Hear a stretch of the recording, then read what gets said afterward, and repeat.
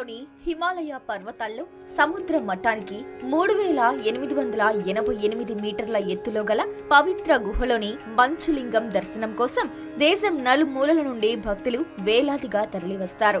ఈ ఏడాది జూలై 3న ప్రారంభమైన ఈ యాత్ర 38 రోజుల పాటు కొనసాగనుంది.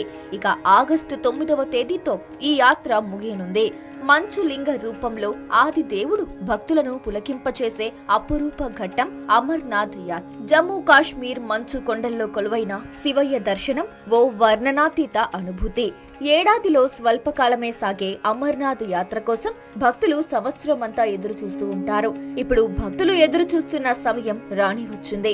భక్తుల సందర్శనార్థం మంచులింగ రూపంలో ఆ పరమేశ్వరుడు జూలై 3 నుంచి ఆగస్టు 9 వరకు దర్శనమివ్వనున్నాడు. మంచు రూపంలోని శివయ్యను జీవిత కాలంలో ఒక్కసారి దర్శించిన పుణ్య ఫలమే అని భావించే భక్తులు ఇందుకు ఎన్నో వ్యయ ప్రయాసాలకు ఓర్చుకోవడానికైనా సిద్ధపడతారు. కొండలు కోణలు దాటుకుంటూ ముందుకు సాగుతూ ఉంటారు. దేశ విదేశాల నుంచి లక్షల సంఖ్యలో యాత్రకు వచ్చే భక్తులే ఇందుకు నిదర్శనం. హరిహర మహాదేవ శంభో శంకర అంటూ సాగే ప్రయాణం భక్తులకు జీవితకాలం అనుభూతుల్ని మిగుల్చుతుంది. అయితే ఉగ్రదాడి హెచ్చరికల నేపథ్యంలో యాత్ర మార్గంలో కట్టుదిట్టమైన భద్రత ఏర్పాటు చేశారు. ఇటీవలే పహల్గామ్ ఉగ్రదాడితో భయాందోళన పరిస్థితులు నెలకొన్నాయి. ఈ నేపథ్యంలో జమ్మూ కాశ్మీర్ ప్రభుత్వం కీలక నిర్ణయం తీసుకుంది. అమర్నాథ్ యాత్ర మార్గంలో నో ఫ్లయింగ్ జోన్ గా ప్రకటించిన విషయం తెలిసిందే. జూలై 1 నుంచి ఆగస్టు 10 మధ్య అమర్నాథ్ యాత్ర మార్గాలను నో ఫ్లై జోన్లుగా జమ్మూ ప్రభుత్వం ప్రకటించింది. ఈ మేరకు ఇటీవలే ఆదేశాలు కూడా జారీ చేసింది. జమ్మూ కాశ్మీర్ ప్రభుత్వం జారీ చేసిన ఆదేశాలకు అనుగుణంగా అమర్నాథ్ పుణ్యక్షేత్ర బోర్డు ఈ ఏడాది యాత్రికులకు హెలికాప్టర్ సర్వీసులను రద్దు చేసింది. లెఫ్టినెంట్ గవర్నర్ ఆదేశాలను అనుసరించి యాత్రికులు దక్షిణ కాశ్మీర్లోని పహల్గామ్, ఉత్తర కాశ్మీర్లోని బాల్తాల్ మార్గం నుంచి కాలినడకన లేదా పోనీల సాయంతో మంచు లింగం వద్దకు చేరుకోవాలని తెలిపింది.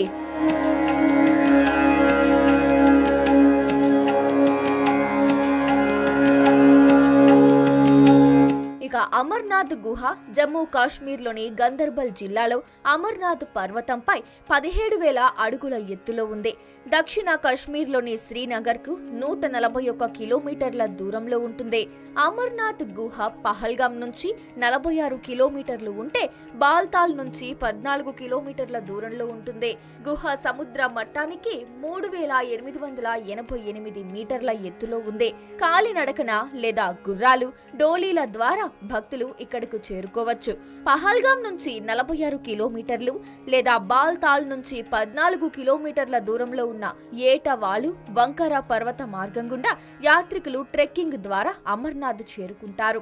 అమర్నాథ్ కు పహల్గామ్ నుంచి ప్రారంభమయ్యే దారి 46 కిలోమీటర్లు. ఈ మార్గంలో ప్రయాణించడానికి 5 రోజులు పడుతుంది. రెండోదైన బాల్తాల్ మార్గం గుహ దూరం 14 నుంచి 16 కిలోమీటర్లు ఉంటుంది. కానీ నిటారుగా ఉన్నందున అందరికీ అక్కడికి చేరుకోవడం సాధ్యం కాదు. అయితే ఈ మార్గం గుండా ప్రయాణం 1-2 రోజులు మాత్రమే పడుతుంది.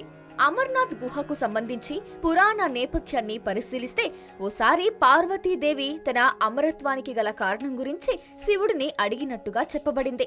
ఈ అమర కథను వివరించడానికి రహస్య ప్రదేశం కోసం అన్వేషించిన శివుడు అమర్నాథ్ గుహకు చేరుకుంటాడు. అక్కడికి చేరుకోవడానికి ముందు పహల్గామ్లో నందిని, చందన్వాడి వద్ద చంద్రుడిని, శేషనాగ సరస్సు ఒడ్డున సర్పాన్ని, పంచతర్నిలోని భూమి, నీరు, అగ్ని, వాయువులను విడిచిపెడతాడు. పార్వతీ సమేతంగా అమర్నాథ్ గుహకు చేరుకున్న తర్వాత శివుడు సమాధి అయినట్టుగా పురాణాల్లో చెప్పబడింది. పార్వతీదేవి కోరిన అమర కథను ఇంకెవ్వరూ వినకుండా గుహ చుట్టూ ఉన్న ప్రతి జీవిని నాశనం చేయమని కాలాగ్నిని పరమశివుడు ఆదేశించాడట. దాని తరువాత శివుడు పార్వతికి అమరత్వ కథను వివరించాడట. అయితే ఒక జంట పావురాలు ఈ కథను విని అమరత్వం పొందాయని, ఆ జంట పావురాలు నేటికి అమర్నాథ్ గుహలో ఉన్నాయని చాలా మంది భక్తులు చెబుతారు. ఎత్తైన మంచుకొండలు, ఎముకలు కొరికే చలి ప్రాంతంలో పావురాల మనుగడ సాగించడం ఆశ్చర్యం కలిగించే విషయమే. ఇదంతా కూడా ఆ శివయ్య లీలగానే భక్తులు భావిస్తూ ఉంటారు.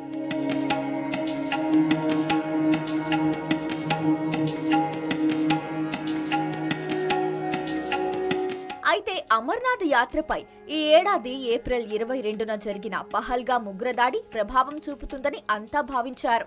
కానీ మంచు లింగాన్ని సందర్శించేందుకు భక్తులు చేసుకుంటున్న రిజిస్ట్రేషన్లు ఆ భయాలను పటాపంచలు చేస్తున్నాయి.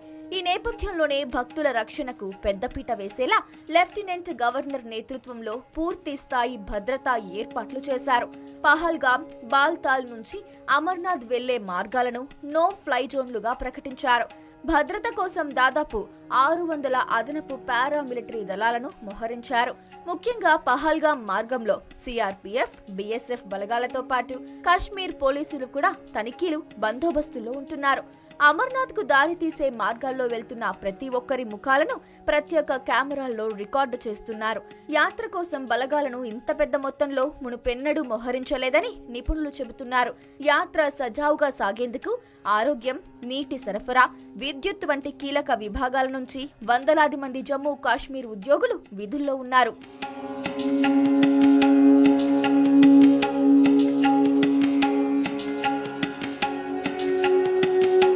దాదాపు 38 రోజుల పాటు జరిగే అమర్నాథ్ యాత్రకు దేశం నలుమూలల నుంచి ఇప్పటికే భక్తులు బయలుదేరారు.